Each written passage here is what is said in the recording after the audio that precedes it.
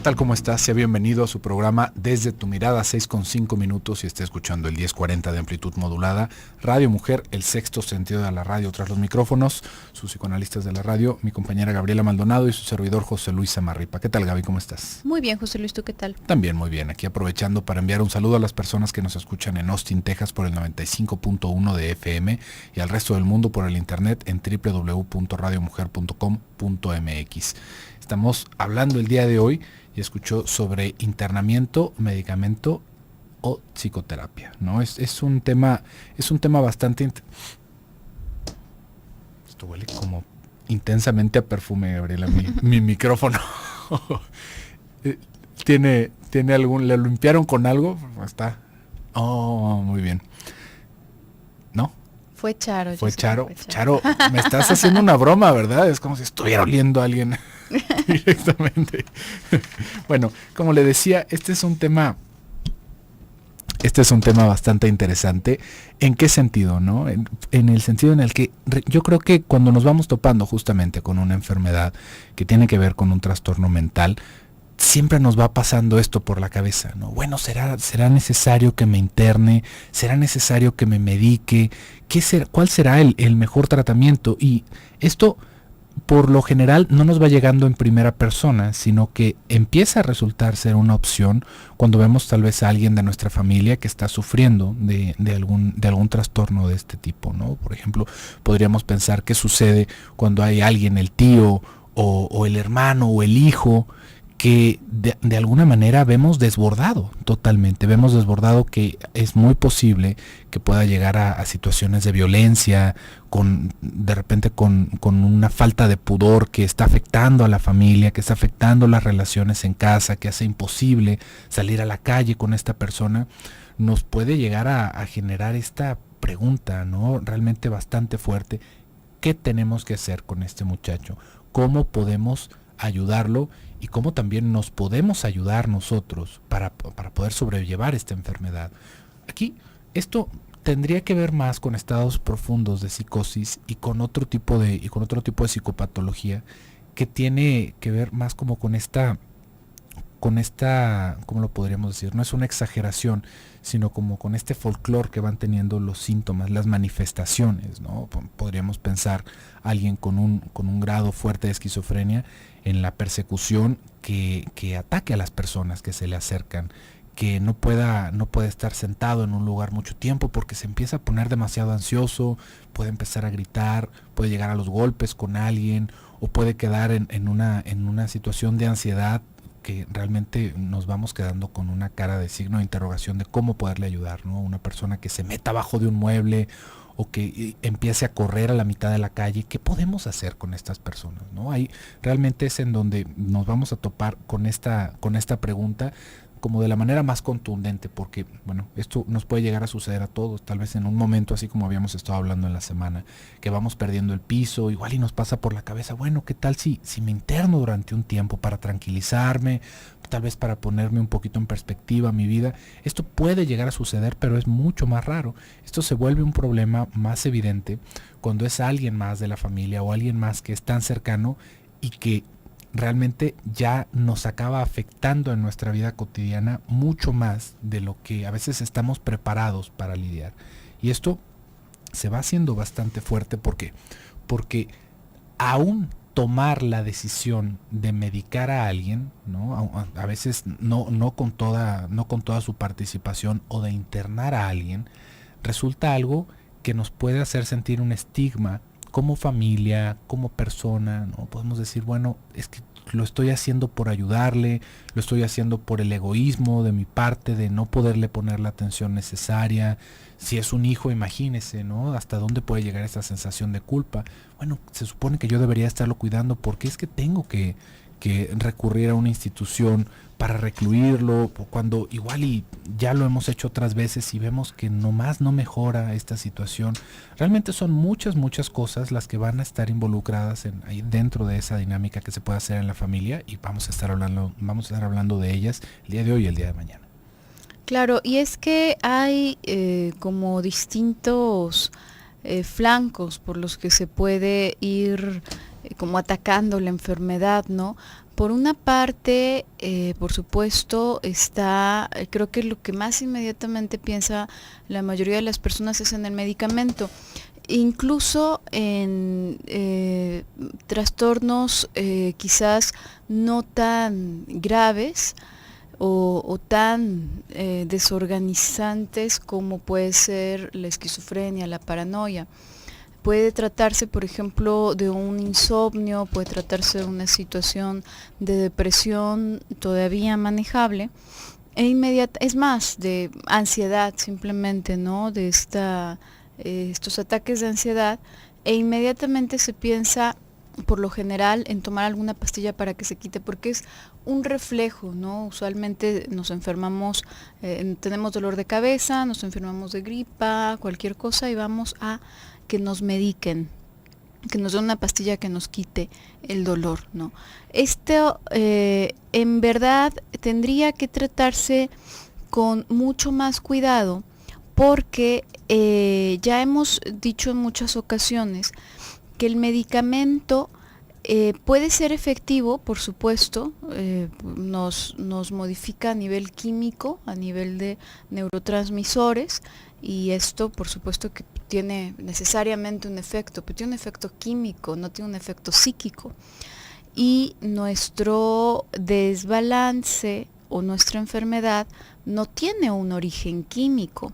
Es muy curioso, por ahí hay un montón de estudios de los cuales se cuelgan un montón de declaraciones muy irresponsables, ¿no? De pronto se dice que existe el gen de la depresión y el gen de la esquizofrenia y el gen, entonces esto es como sugerir que estuviésemos de nacimiento, así escrito en nuestro código genético, como está escrito en el código genético nuestra altura máxima, como está escrito en nuestro código genético el color de piel, el color de ojos que tenemos, que no lo podemos modificar, una vez que ya está escrito no lo podemos modificar.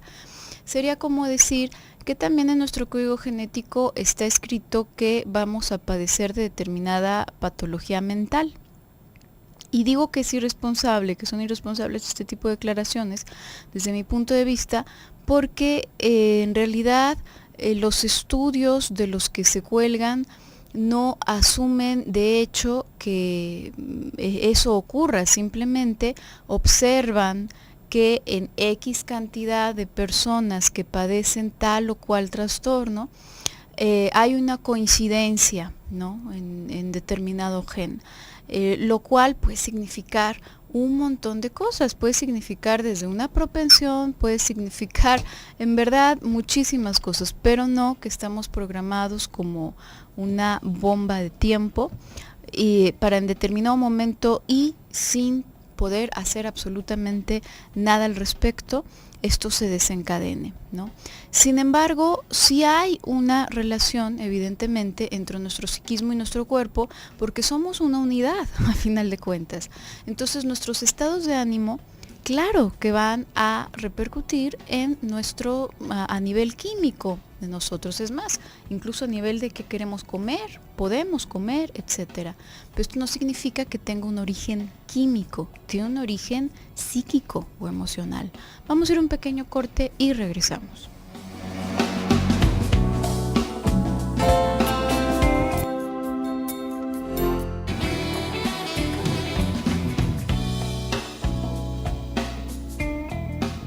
Estamos de regreso en su programa Desde tu Mirada. Le recuerdo nuestros teléfonos en cabina, es el 3122-1190, 3647-1883. Me parece que el 3122 no estaba funcionando. Charo, ¿ya funciona el 3122? ¿Sí? Ah, no, perfecto, ya, perfecto. Ya está. Charo lo arregló. Charo lo arregló. ¿Qué no haces acá, Charo? Todo. No, bueno, eso falta. Y también tenemos una línea nacional sin costo, es el 01800-727-5420 y una línea directa para usted que nos escuche en Austin, Texas, 512-215-4909. También ya estamos acá en la sala de chat, ya estamos conectados. Estamos con Valeria Mendoza. ¿Qué tal, Valeria? Un saludito. También hay algunas otras personas en la sala de chat, nada más que no sé si todavía anden por ahí. Está América, está Jaime Rangel. Y bueno, estamos hablando el día de hoy sobre la enfermedad mental. No, no es cierto. Ay, ¿por qué me ponen esto aquí? Estamos hablando de internamiento, medicamento y psicoterapia. Eso es de lo que estamos hablando el día de hoy. Yo dije, ¿cómo? ¿Cómo que estamos hablando de eso? Pero bueno, antes del bloque comercial estábamos hablando un poquito sobre la disyuntiva en la que nos acabamos poniendo cuando hay una persona de nuestra familia que realmente se ha vuelto incontrolable, que realmente su enfermedad ha avanzado a un punto, o la crisis en la que está en ese momento ha llegado a un punto en el que, bueno, es simplemente a veces hasta peligroso para nosotros intentar contener a esta otra persona, ¿no? Peligroso, ¿por qué? Porque, bueno, dependiendo de cuál sea el grado de enfermedad de esta persona, puede llegarse hasta poner violento, aún con los padres o con los hermanos, con cualquier persona que intente hacer algo, ¿no? Podríamos pensar, tener conductas peligrosas, ¿no? Empezar a, por ejemplo, buscar en los enchufes de la pared, buscando algo dentro de la misma ansiedad y la persecución. Se hace algo bastante peligroso y nos quedamos en esta disyuntiva. ¿Será mejor internar a esta persona o no? Pero justamente en eso era en lo que nos habíamos quedado. ¿Por qué? Porque podremos llegar a pensar en este estigma social. Es que como alguien de mi familia va a quedar internado en una clínica de salud mental. Permíteme un segundito. Se me está secando el cogotito con este perfume. ¿Qué le echaron al micrófono, muchachos?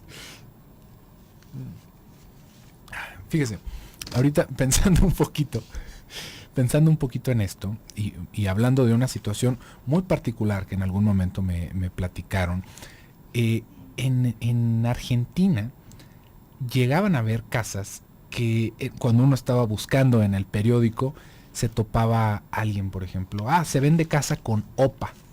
Y uno dice, ¿casa con OPA? ¿Qué quiere decir eso de casa con OPA? En algún momento lo platicamos acá también en otro tema, pero una casa con OPA, por lo general, más bien a lo que se refiere, es a una persona que quedó dentro de la casa, porque ya, digamos que, imagínese que era una persona con un problema mental bastante grave, que no se internaba, sino que se tenía en casa, pero mueren los padres, y es una persona que ya no puede subsistir por sí misma, ¿no? Y a veces en parte del testamento se le dejaba esa casa, y esa casa se vende con todo y la ocupación de esta persona.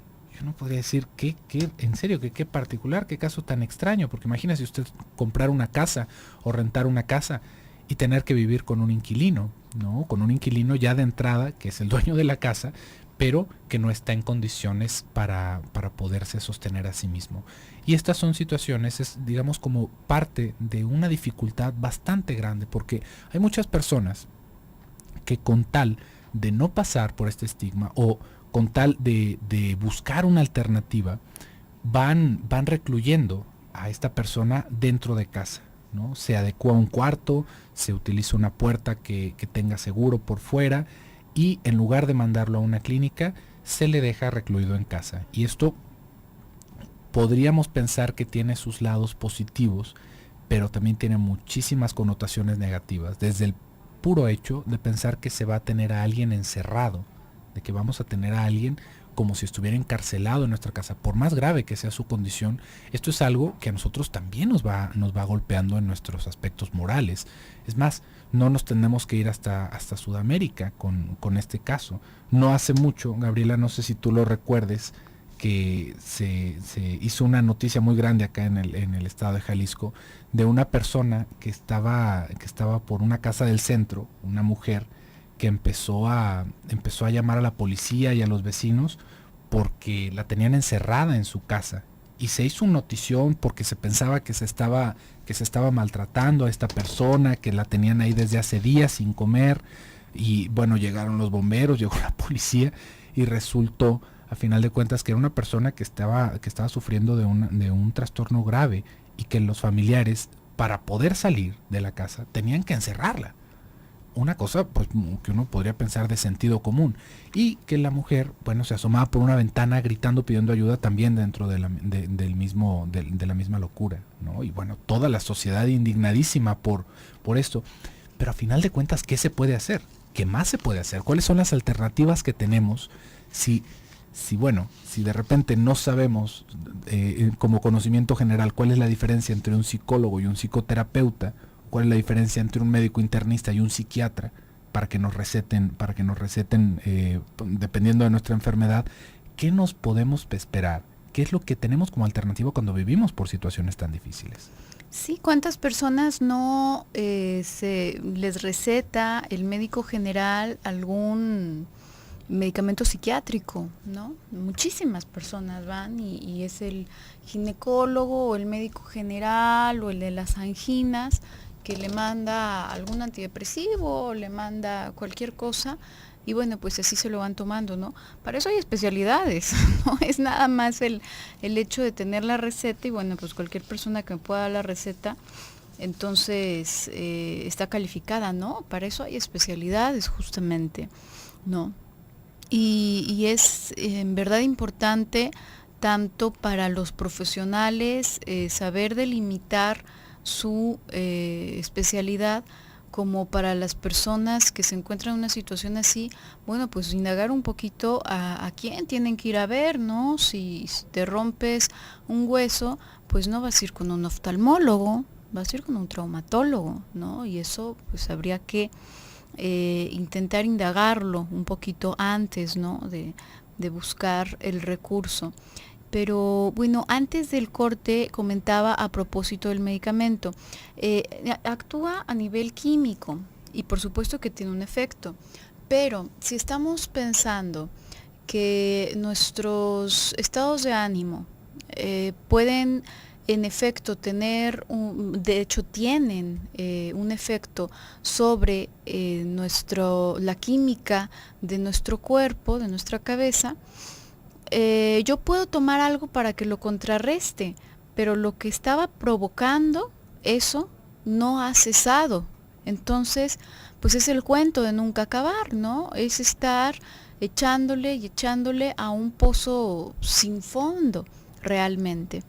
Porque no estoy atacando la raíz, estoy atacando algunos de los síntomas. No tengo insomnio. Bueno, pues voy a tomar pastillas para dormir y sí, me van a noquear y probablemente voy a caer dormido. Además de que van perdiendo efectividad después de un tiempo, ¿no? Digo, también el cuerpo va generando resistencia y entonces, pues ¿qué? Voy a tomar cada vez una dosis más fuerte, un medicamento más fuerte por el resto de la vida. Pues también habría que ver de forma conjunta cómo podemos resolver esto, la trama que está de fondo y que es lo que verdaderamente está produciendo todo esto, ¿no? Esto por un lado. El día de ayer yo comentaba a qué va dirigida la terapia.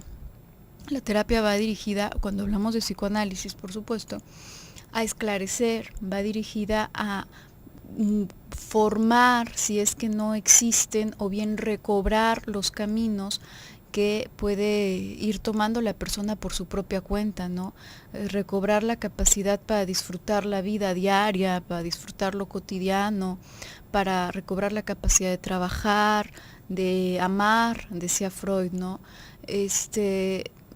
Se van restaurando esas vías, esos puentes hacia la realidad, ¿no?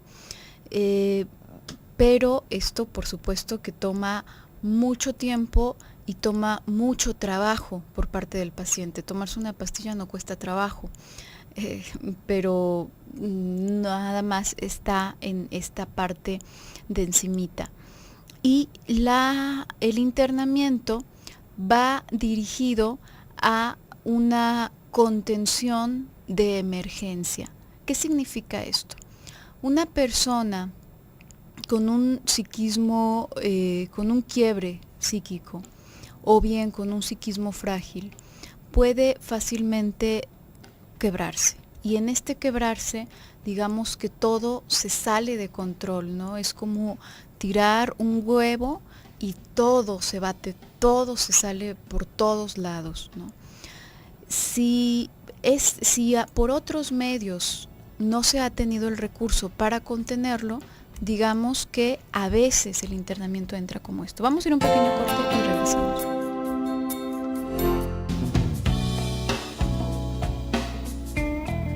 Estamos de regreso en su programa Desde tu Mirada y ya también tenemos a Karina acompañándonos acá en la sala de chat. Les recuerdo que tenemos un montón de vías de contacto por las cuales usted puede comunicarse con nosotros. Estamos en www.radiomujer.com.mx en la sala de chat de Desde tu Mirada. Me parece que ahorita estamos en la sala del lobby. Bueno, ya que ahora nos quedamos, que estábamos ya todos. También estamos por Twitter en @desde tu mirada. Tenemos nuestro correo electrónico que es desde tu mirada @radiomujer.com.mx. Y tengo un servicio social acá importante que podamos mencionar. Se busca perrita chihuahua de 2 años de edad, blanca con manchas cafés. Tiene una alergia, por lo cual tiene sus patitas pelonas. No tiene placa y responde al nombre de Gorda. Se extravió el domingo 2 de noviembre en la colonia Haciendas del Valle, en Zapopan. Cualquier información, llamar al teléfono 33 17 19 60 29 con Lucinda Morfín. Se está ofreciendo una recompensa por esta perrita. Si usted tiene informes que puedan hacer llegar a esta perrita a su dueño, pues bueno, ya sabe, ahí está el teléfono. Si no lo alcanzó a apuntar, llame aquí a los teléfonos en cabina 31 22 11 90 36 47 18 83 y con gusto le otorgamos los datos nuevamente. Estamos hablando el día de hoy sobre internamiento, medicamento, terapia. Ay, muchas gracias, Gabriela, que ya me lo pusiste, porque si no otra vez vuelvo a decir el título mal. Entre el olor a perfume que le dejaron al micrófono, ando todo mareado, ando todo atarantado. Pero bueno, tú estabas hablando, Gaby, de, digamos, como de lo que va sucediendo cuando estamos tomando medicamento, ¿no? ¿Qué es lo que podemos esperar cuando tomamos un medicamento?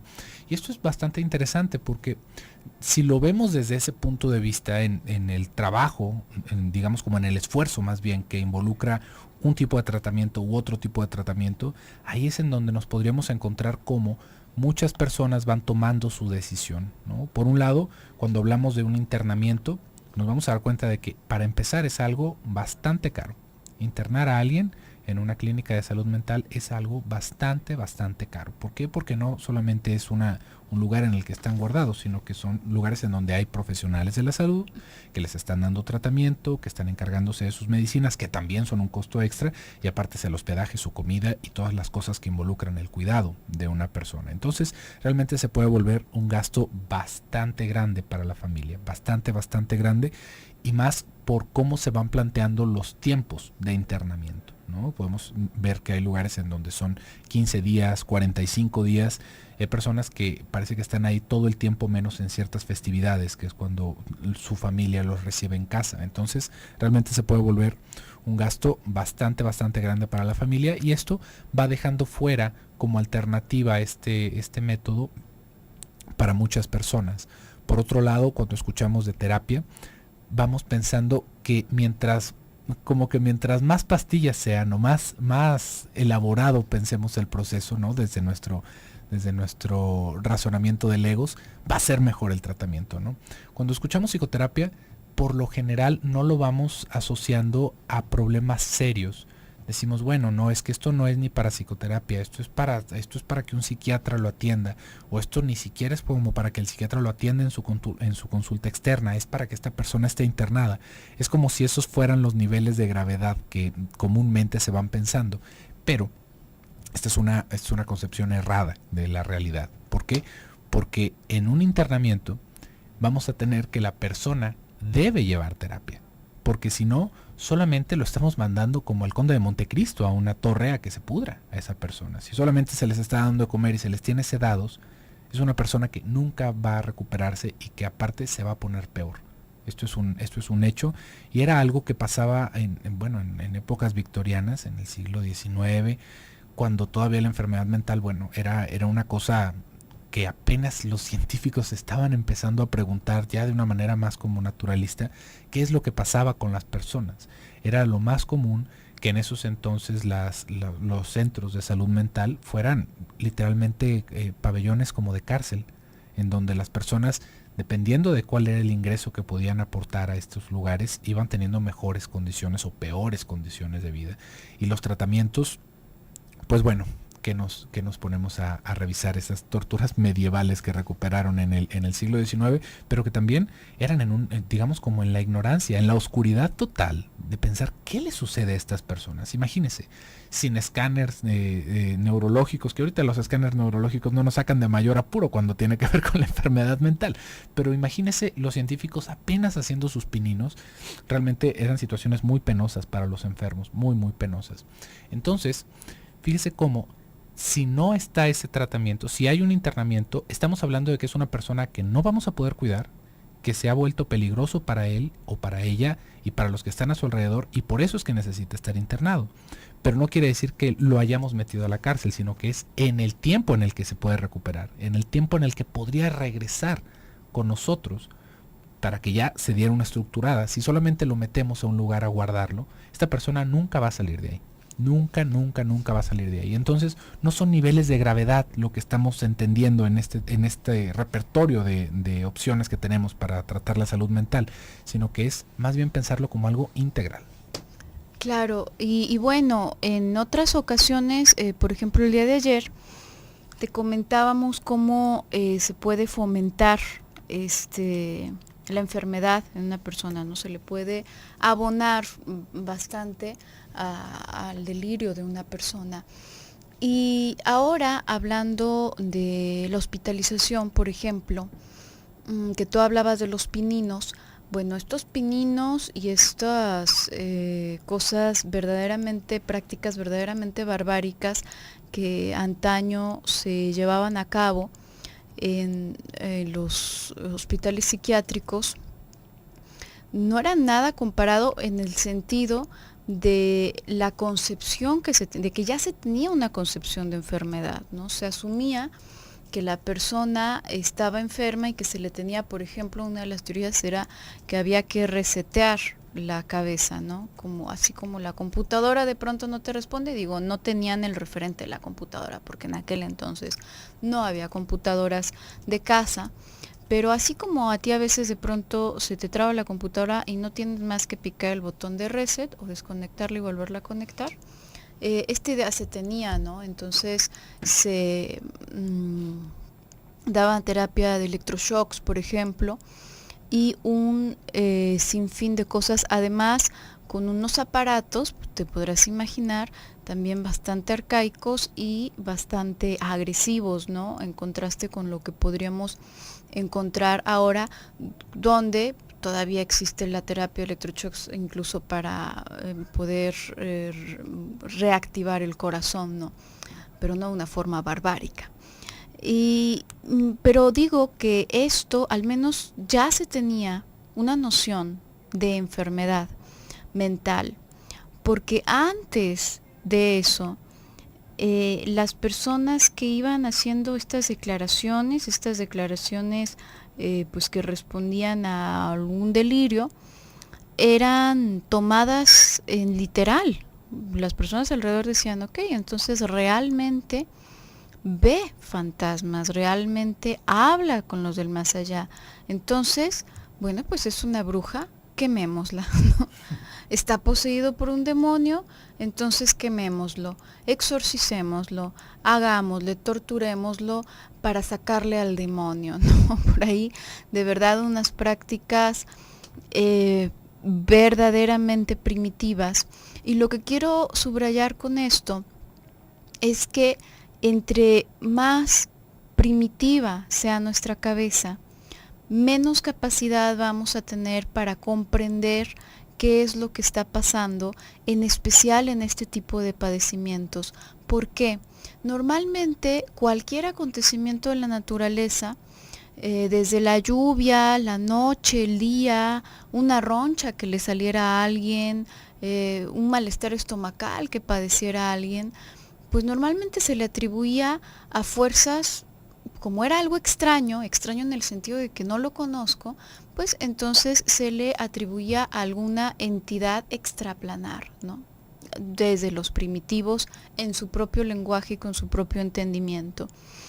Pero, ¿por qué la enfermedad mental nos sacude tanto? ¿Por qué la enfermedad mental de verdad llega a hacer dudar a las personas ahorita, en este momento, en este siglo, ¿por qué siguen existiendo personas que mandan exorcizar a sus parejas, a sus hijos, a sus parientes, porque en verdad creen que a lo mejor sí están poseídos?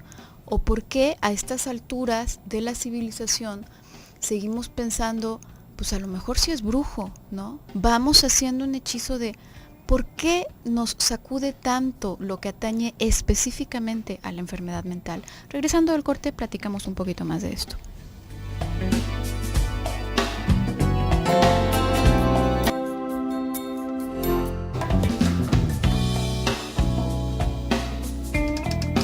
Estamos de regreso en su programa Desde tu Mirada y estamos en el último bloque del programa del día de hoy, pero el día de mañana vamos a continuar con este tema. Le recuerdo que si usted quiere escuchar alguna de las repeticiones de los programas que escucha aquí en la barra de Radio Mujer, simplemente tiene que buscarlos en la página de YouTube, en nuestro canal Radio Mujer GDL. Ahí tenemos varias listas de reproducción. Usted se puede ir a esta parte de listas de reproducción y ahí puede ver los programas los programas de todos los conductores que estamos aquí en la barra de Radio Mujer.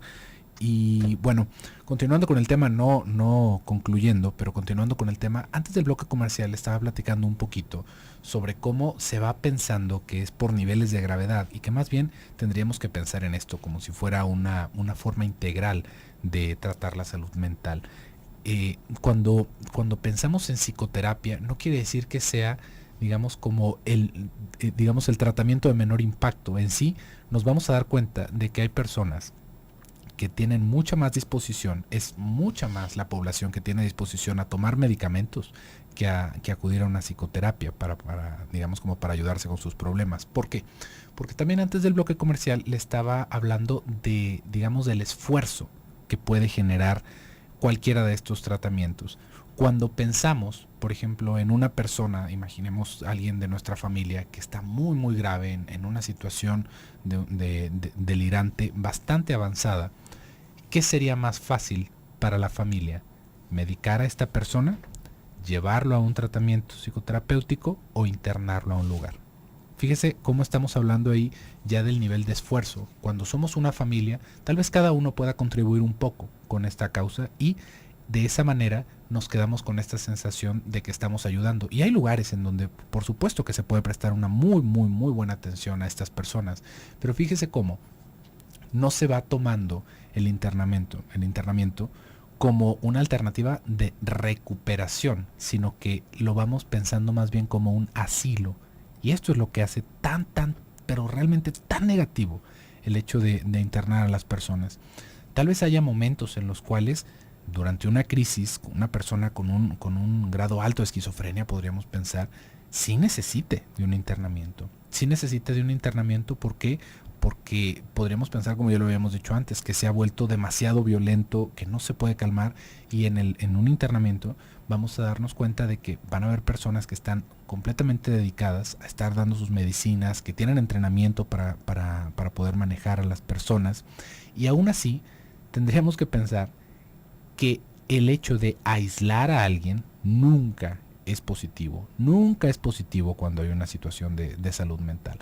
Aunque esta persona esté en el internamiento, nosotros tendríamos que estar al pendiente de lo que está sucediendo. Tendríamos que estar visitando constantemente, pasando un buen tiempo con esta persona, aunque nos haga pensar que no nos están ni viendo, que están muy molestos con nosotros, porque esto, fíjese cómo ahí ya va cambiando todo el contexto en el que lo estamos haciendo por ayudar a la persona, porque es la única alternativa que tuvimos bajo nuestros medios, fue la única alternativa que tuvimos, pero aún así seguimos al pie del cañón, estamos acompañando a esta persona, esperando a que se ponga mejor para que regrese a casa. En cambio, el internamiento, como se lo estaba platicando, que se va tomando como un método de aislar a estas personas, es lo más negativo que podemos hacer. Creo que lo podríamos pensar casi igual de negativo que las personas que se automedican con medicamentos psiquiátricos, o que se los medica a alguien que no es un psiquiatra y que no está llevando un método de control con esta medicina. ¿Por qué? Porque así como lo habíamos hablado en días anteriores, la mente, nuestro aparato psíquico, cuando cae en este tipo de baches, en este tipo de abismos de enfermedad, lo que empieza a perder y que puede incrementar, digamos, la gravedad de la situación es perder las conexiones, los vínculos con el exterior. Cuando estamos dentro de un internamiento y no hay nadie que nos esté acompañando, aún las personas que están ahí, que tengan la mejor disposición, todos nuestros vínculos con el exterior sufren.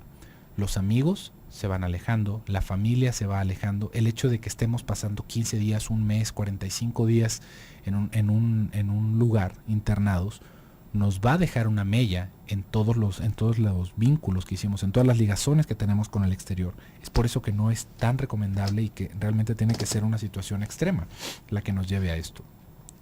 Y pensemos ahora, en contraste, ¿cuál es el esfuerzo de hacer una psicoterapia con una persona así? Para empezar, la psicoterapia, a diferencia del internamiento, necesitamos que la persona acceda a ir. En el internamiento, si hay una persona que responda por la salud y por el bienestar del paciente, con eso tenemos, para que firme, para que se haga una evaluación y esta persona se quede ahí. Pero en la psicoterapia tenemos que esperar que la persona busque ayuda o, en todo caso, acercarlo lo más posible, pero aún así quedarnos mucho más con un esfuerzo mucho mayor para que ese tratamiento se pueda lograr. Claro, he ahí una de las principales dificultades, ¿no?, de esta situación. En realidad, hay ocasiones en que es importante poder, a veces por periodos, por ejemplo, llevar de forma conjunta la terapia con un medicamento, ¿no? O bien, luego de un internamiento, o quizás incluso para evitar algún internamiento, cuando se empiezan a ver determinados signos, bueno, pues recurrir primero a la terapia. Pero la terapia implica considerablemente mucho más esfuerzo por parte del paciente. Dura bastante tiempo y además, esta es una parte verdaderamente importante, necesariamente debe de estar la aprobación y el deseo del paciente. A lo mejor todas las personas alrededor pueden saber o pueden opinar que necesita terapia esta persona, pero si la persona, y hay personas que llevan a fuerzas, ¿no? Ya, y con engaños, ¿no? Vamos a ir a ver como si fuera el dentista con los niños, ¿no? Y nada, que era un terapeuta, ¿no? No sirve de nada a final de cuentas, o se hacen concesiones, ¿no? Mira, si tú empiezas a ir a terapia, entonces va a cambiar esto en casa, ¿no? Se van haciendo concesiones, ya se trate de la pareja, de un hijo, de quien sea, ¿no? Y entonces la persona va por únicamente cumplir con esa parte del trato. No sirve, realmente no sirve. Tiene que ser una demanda y una necesidad específicamente del paciente. De otra manera, no tiene absolutamente ninguna utilidad. Y esto, en muchas ocasiones, deja a las personas que están alrededor desarmadas, ¿no?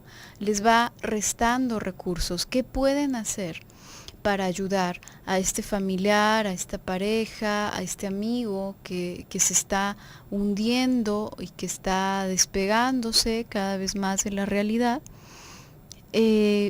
Bueno, pues los recursos se van disminuyendo verdaderamente cuando no hay una disposición de llevar un tratamiento terapéutico, ¿no? Queda quizás el recurso del medicamento. El recurso del medicamento es al que la mayoría de las personas acceden. Aún hay personas que se pueden negar a esto. Una de las enfermedades más autodestructivas en ese sentido, y en verdad hay muchas muy autodestructivas, pero si pensamos por ejemplo en la paranoia, bueno, pues se vuelve una situación verdaderamente difícil porque desconfía de todo y de todos, y entonces la persona puede negarse incluso a tomar el medicamento, ¿no? Porque desconfía de lo que le están dando a tomar, y esto en muchas ocasiones va dejando a las personas alrededor con las manos vacías, sin recursos. Entonces yo decía hace un momento que el internamiento a veces es utilizado como un recurso de emergencia, como una contención de emergencia, para ocasiones en las cuales la persona está o es un peligro para las personas alrededor, o está peligrando su propia vida, ¿no? Una persona, por ejemplo, que simplemente deja de comer, una persona que simplemente no se detiene de comer y que no puede estar, como decías tú hace un momento, ¿no? Bueno, pues a lo mejor una persona que le da por salirse y perderse en la calle, bueno, pues se tiene que cerrar la entrada de la casa, ¿no? Pero una persona que puede comer hasta el punto de hacerse daño o que puede tomar hasta el punto de hacerse daño, hay ocasiones en las que verdaderamente las personas que están alrededor lo pasan muy muy mal porque tienen muy pocos recursos para lidiar con ello. No vamos a ir a un corte, por el día de hoy se nos ha terminado el tiempo. Yo me despido por hoy, soy Gabriela Maldonado. Yo soy José Luis Amarripa, que tenga muy bonita tarde y nos escuchamos el día de mañana en punto de las 6. Hasta entonces.